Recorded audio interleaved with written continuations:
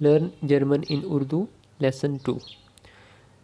Lesson 1 को हम पहले रिवाइज़ करते हैं। लेसन 1 में हमने पढ़ा था हालो, गुटन मोर्गन, गुटन टाग, गुटन आबंड, गुटे नाख्त।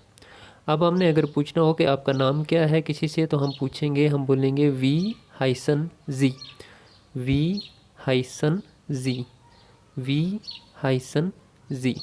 और नाम बताना है आपने, आप कहेंगे इश हाई से और अपना नाम बताएंगे, इश हाई से, इश हाई से।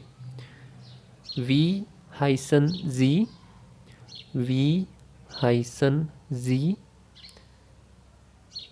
इश हाई से, इश हाई से, इश हाई से, इश हाई से। अब आपने पूछना है किसी से कि आप कहाँ से हैं, आप किस मुल्क से हैं, आपका ताल्लुक़ कहाँ से है, यानी आप कहाँ से आए हैं।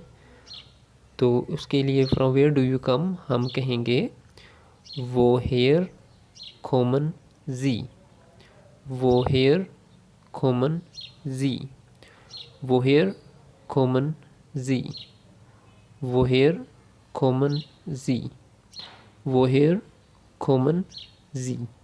अब आपने अपना आंसर देना है, आपने कहना है कि मैं पाकिस्तान से हूँ, तो आप कहेंगे इश खोमे आउस पाकिस्तान, इश खोमे आउस पाकिस्तान।